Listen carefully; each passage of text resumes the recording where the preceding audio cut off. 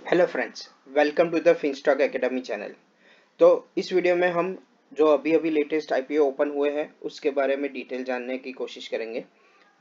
आपको पता होगा कि अभी दो आईपीओ लेंसकार्ट और स्टर्स करके दो कंपनी है, वो अपना आईपीओ इंडियन स्टॉक मार्केट में लेके आ रही है।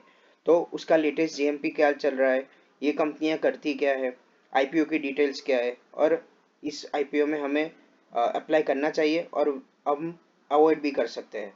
तो ये सब जानकारी मैं इस वीडियो में आपको देने वाला हूँ। तो इस वीडियो को अंत तक देख लेना। और अगर आपने अभी तक इस चैनल को सब्सक्राइब नहीं किया है तो प्लीज़ सब्सक्राइब करके बेल आइकन को भी प्रेस कर देना, ताकि आपको ऐसे ही इंफॉर्मेटिव वीडियो आपको मिलती रहे। तो चलिए हम वन बाय वन दोनों कंपनी कवर करेंगे। तो फर्स्ट कंपनी है लेंसकार्ट। तो आप सभी को पता होगा, अगर जो कोई शार्क टैंक इंडिया जो आ रहा था एक चैनल पे, शार्क टैंक इंडिया करके प्रोग्राम चल रहा था, उसमें एक शार्क थे पीयूष बंसल। तो ये उनकी कंपनी है। अगर आप वो शार्क टैंक इंडिया देख रहे होंगे तो आपको पता ही होगा कि वो करते क्या थे। मतलब उनकी चश्मे बनाने की कंपनी है। लेंसकार्ट क्या करती है कि सनग्लासेस, गोगल्स, कॉन्टेक्ट लेंस वो सब मैन्युफैक्चर करती है। ठीक है, तो ये बेसिक हुआ कंपनी के बारे में। फिर ये कंपनी इस्टेब्लिश कब हुई? तो 2008 में इस्टेब्लिश हुई थी। उनका मतलब कौन से सेक्टर में काम करती है? तो आईवेयर कंपनी कह सकते हैं। वो मैन्युफैक्चरिंग करती है eye glasses, sun glasses, contact lenses और एसेसरीज। ठीक है। फिर अगर 2025 में हम बात करें तो वो उन्होंने 105 न्यू कलेक्शन वर लॉन्च, 105 नए कलेक्शन लॉन्च किए हुए ये करंट ईयर में। फिर ग्लोबली उनके 2723 स्टोर ग्लोबली है।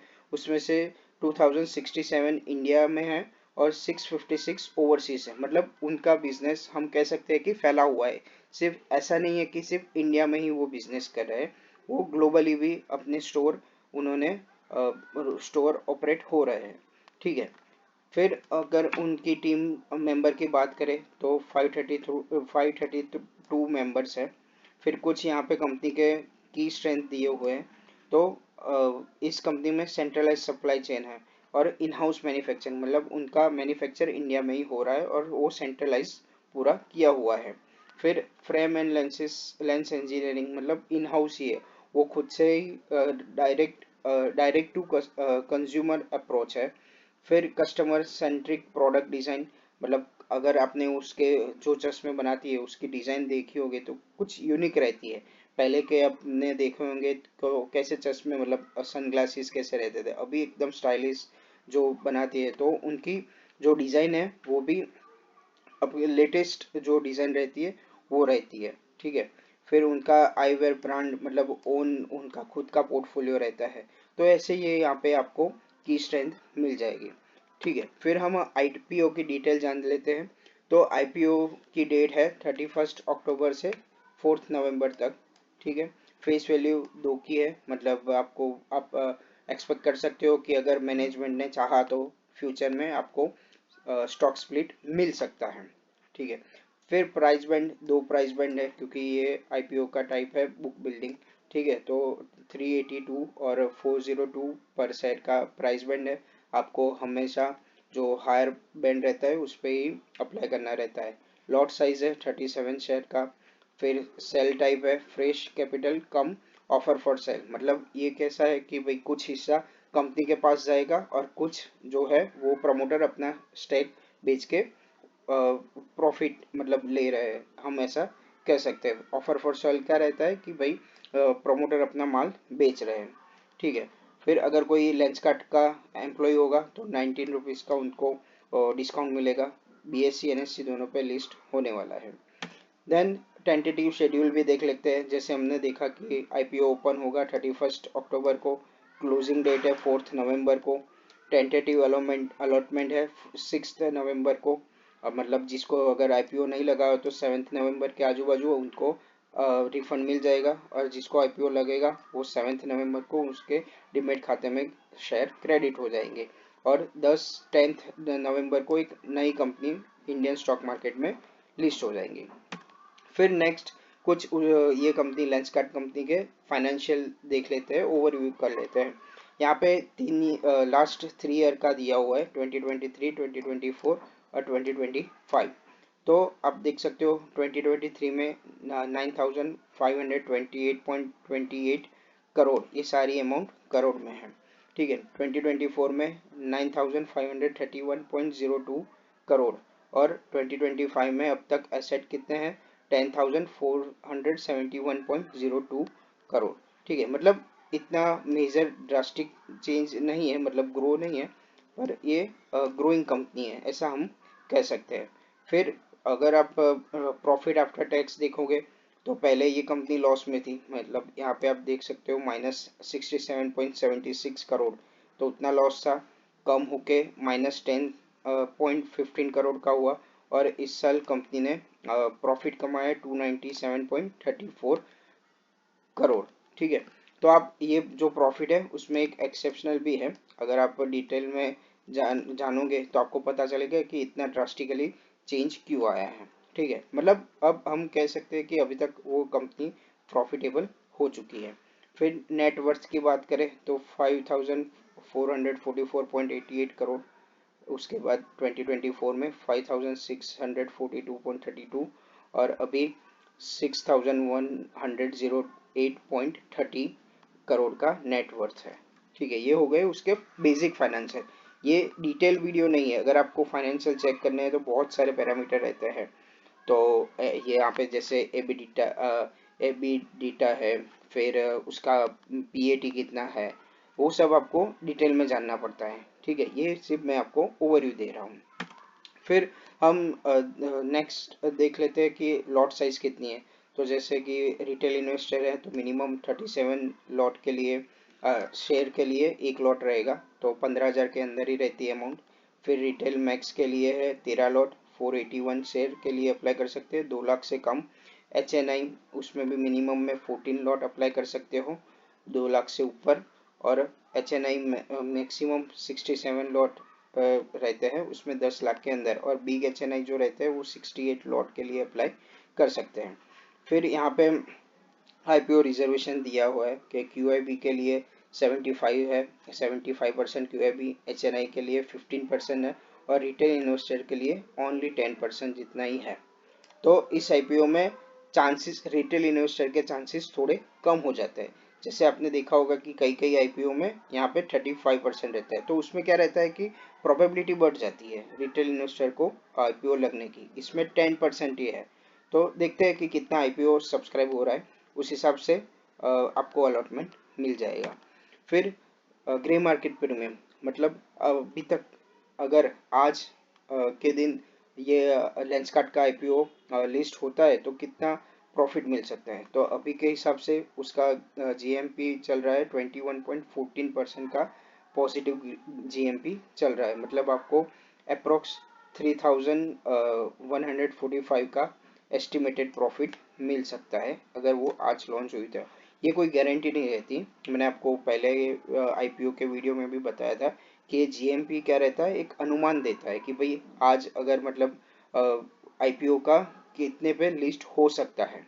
ठीक है, ऐसा फिक्स नहीं है कि भाई अभी आप देख सकते हो कि भाई 21.14% का प्लस में दिखा रहा है, तो वो उस जब लिस्ट होगा 10 नवंबर को तो उस दिन भी इतना प्रॉफिट ही देगा, ऐसा कोई फिक्स रूल नहीं है। ये बढ़ भी सकता है और कम भी हो सकता है। ठीक है, वो डिपेंड रहता है स्टॉक मार्केट, मतलब मार्केट कैसे बिहेव करता है। आप यहाँ पे भी देख सकते हो जैसे कि 29 अक्टूबर को माइनस में, मतलब डाउन था 48, फिर 30 अक्टूबर को +70 पॉइंट, मतलब 70 रुपीज अप हुआ। फिर अगर कल की बात करूँ 31 अक्टूबर की, तो वो 95 रुपीज पे चल रहा था और आज वापस डाउन है। तो ये प्लस माइनस चलता रहता है, ये कोई फिक्स रूल्स नहीं होता है।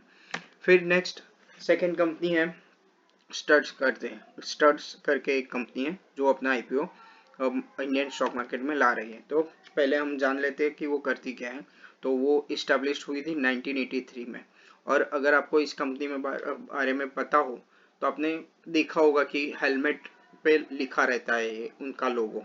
तो यहाँ पे जैसे आप देख सकते हो मैन्युफैक्चरिंग ऑफ 2 व्हीलर हेलमेट और मोटरसाइकिल एसेसरीज। ठीक है, मतलब वो मोटरसाइकिल टू व्हीलर के लिए एसेसरीज बनाने का काम कर रही है और मेन फोकस रहता है हेलमेट पे, ठीक है।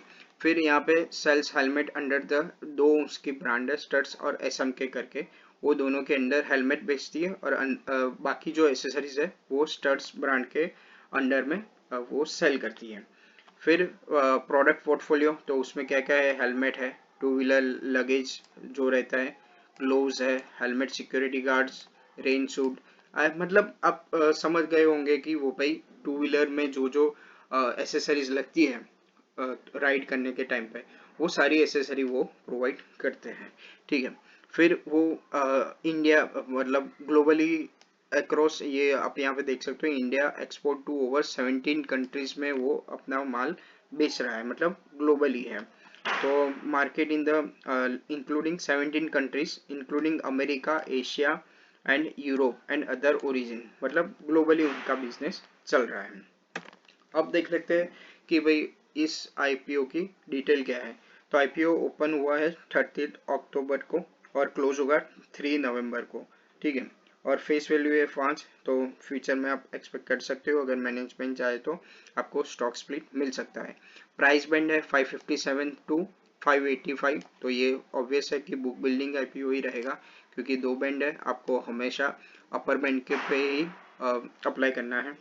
फिर लॉट साइज है 25 शेयर का। ऑफर फॉर सेल है, मतलब आप सेल टाइप देख सकते हो, ऑफर फॉर सेल मतलब ये जो कंपनी के प्रमोटर है वो अपना माल बेच रहे हैं, मतलब कंपनी के पास कुछ नहीं जाने वाला, सारे का सारा जो भी प्रॉफिट रहेगा वो कंपनी के जो मैनेजमेंट है, प्रमोटर है, उनके पास ही जाने वाला है। फिर listing and NSC and BSc दोनों पे लिस्ट हो जाएगा। फिर टेंटेटिव शेड्यूल की बात करें, ओपन हुआ था 30 अक्टूबर को, क्लोज होगा 3 नवंबर को। टेंटेटिव अलॉटमेंट है 4 नवंबर को। टेंटेटिव रिफंड आपको अगर आईपीओ नहीं लगा है तो 6 नवंबर को आपको रिफंड मिल जाएगा, और अगर आपको आईपीओ लगा है तो 6 नवंबर को आपके डीमेट में क्रेडिट हो जाएंगे। फिर और 7 नवंबर को और एक कंपनी इंडियन स्टॉक मार्केट में लॉन्च हो जाएगी। फिर आईपीओ की लॉट साइज की जैसे बात की मैंने, 25 शेयर का एक लॉट रहेगा। अगर आप रिटेल इन्वेस्टर में मिनिमम कैटेगरी में जा रहे हो तो 15,000 से कम में ही आप 25 शेयर के लिए अप्लाई कर सकते हो। रिटेल मैक्स के लिए 13 लॉट, मतलब 2 लाख से अंदर। फिर एचएनआई के लिए मिनिमम है 14 लॉट, मतलब 2 लाख से ऊपर रहेगा। और एचएनआई मैक्सिमम 68 लॉट के लिए अप्लाई कर सकते हैं, जो 10 लाख के अंदर रहेगा। और अगर आप 10 लाख से ऊपर के अप्लाई कर रहे हो तो आप बिग एचएनआई में आ जाएंगे और 67 लॉट के लिए आप अप्लाई कर सकते हो। फिर कंपनी के कुछ फाइनेंशियल देख लेते हैं कि ओवरव्यू क्या है।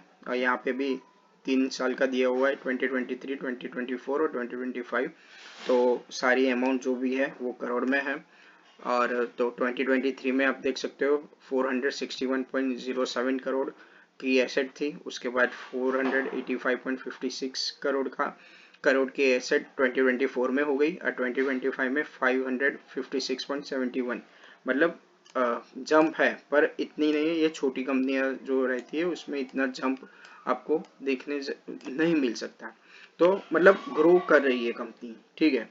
फिर अगर आप नेटवर्थ की बात करो तो 338.02 करोड़ टू 387.41 एंड 387.41 टू 449.48, मतलब नेटवर्थ भी इंक्रीजिंग मोड में है। फिर आईपीओ रिजर्वेशन की बात करूं तो यहाँ पे क्यूआईबी के लिए 15% है, एचएनआई के लिए 15%, यहाँ पे 50 और 15% है, और रिटेल के लिए यहाँ पे 35% है। आपने लेंस कार्ड में देखा होगा कि वहाँ पे 10% ही था और इसमें है 35%, तो आपके प्रोबेबिलिटी रिटेल इन्वेस्टर को मिलने की प्रोबेबिलिटी थोड़ी बढ़ जाती है। ये सारा लक का ही खेल है, पर अगर 10% रहा तो अगर ओवर सब्सक्राइब हो गया तो बहुत चांसेस रहते हैं मिलने को। अगर 35% रिटेल में है तो थोड़े चांसेस बढ़ जाते हैं, ठीक है। और यहाँ पे आप देख सकते हो कि जो प्रमोटर अपना माल बेचने वाले है, तो अभी कितना था आईपीओ से पहले 78.78% था, और प्रमोटर जब आईपीओ लॉन्च हो जाएगा उसके बाद मतलब ऑफर फॉर सेल है तो उसके बाद हो गएंगे 61.76%, ठीक है। ग्रे मार्केट प्रीमियम की बात करें तो अभी 67 रुपीज़ का जीएमपी चल रहा है, मतलब 11.45% का पॉजिटिव ग्रे मार्केट प्रीमियम चल रहा है। मैंने जैसे पहले भी बताया, ये कोई फिक्स नहीं है, ये प्लस माइनस होता रहता है। ठीक है, तो अभी मेन अगर आप इस आईपीओ में अप्लाई करना है कि अवॉइड करना है, तो मैं मेरा पॉइंट ऑफ व्यू बता रहा हूँ कि मैं ज़्यादातर मेन बोर्ड आईपीओ में एटलीस्ट डिसेंट जीएमपी हो तो ही मैं अप्लाई करता हूँ। लाइक डिसेंट जीएमपी किसे बोलते हैं, 30% से अगर ऊपर जीएमपी दिखता है तो ही मैं अप्लाई कर रहा हूँ। ये मेरी चॉइस है, आप अपना भी एनालिसिस कर सकते हो। और ये आईपीओ में अगर आप लिस्टिंग गेन के लिए जा रहे हो तो जीएमपी ही देखना, मतलब जीएमपी देख के ही आप लिस्टिंग गेन के लिए जाओगे। तो मैं मेरी बात करूँ तो मैं ये आईपीओ स्किप करने वाला हूँ। आप क्या करने वाले हो, आप मुझे कमेंट में ज़रूर बताना। ठीक है, तो आपको ये वीडियो कैसा लगा प्लीज़ कमेंट में बताना, और इस वीडियो को लाइक कर देना और दोस्तों के साथ शेयर कर देना। और अभी तक आपने इस चैनल को सब्सक्राइब नहीं किया है तो प्लीज़ सब्सक्राइब कर देना, ताकि ऐसे ही इन्फॉर्मेटिव वीडियो आपको मिलती रहे। Thank you.